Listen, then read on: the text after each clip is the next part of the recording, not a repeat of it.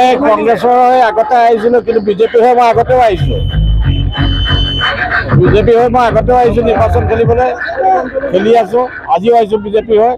মোৰ মনত যিখিনি মানুহ ইয়াত আছে, মই ভাবোঁ শতকৰা 80জন মানুহ মোৰ লগত আছে, মানে বিজেপিৰ লগত আছে।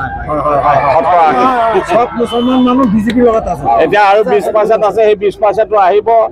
কংগ্ৰেছৰ প্ৰতি মোহভংগ, এ আই ডিৰ প্ৰতি মোহভংগ, চবৰে প্ৰতি মোহভংগ হৈছে। এতিয়া বিজেপিৰ প্ৰতি আকৃষ্ট হৈছে এটা কথাৰ কাৰণে যে আমাৰ ভাৰতৰ প্ৰধানমন্ত্ৰী মাননীয় নৰেন্দ্ৰ মোদী ডাঙৰীয়াৰ উন্নয়নৰ যি যাত্ৰা আৰু আমাৰ অসমৰ মুখ্যমন্ত্ৰী হিমন্ত বিশ্ব শৰ্মাৰ উন্নয়ন আৰু বিকাশৰ বাবে যিটো তেওঁৰ চেষ্টা, এইখিনি মানুহ মোহিত হৈছে আৰু সেইকাৰণে মানুহ চব মোহভংগ হৈ আমাৰ বিজেপিলৈ বিপুল সঁহাৰি পাইছোঁ। আপুনিতো নিজে আছেই, আপুনি ফটো দেখা পাইছেই, ফুটেজ লৈছে। আমি আজি হিং আপোনাৰ আৰু আমাৰ ৰূপহী সমষ্টিত আমি মিটিং কৰিম। আজি আমি আমাৰ প্ৰাক্তন মন্ত্ৰী জ্যেষ্ঠ বিজেপি নেতা গৌতম বৰা ডাঙৰীয়া মোৰ লগত আছে।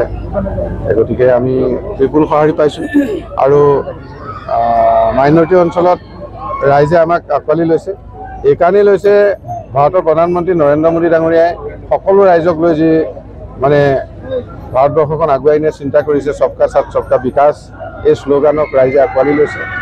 অসমৰ মুখ্যমন্ত্ৰী ডক্টৰ হিমন্ত বিশ্ব শৰ্মা ডাঙৰীয়াই নিকাভাৱে যি নিবনুৱাসকলক সংস্থাপন দিছে, চাকৰি দিছে, মহিলাসকলক আপোনাৰ বিভিন্ন সুবিধা দিছে, এই কথাবিলাকক লৈ পেলাই ৰাইজ আপ্লুত হৈছে।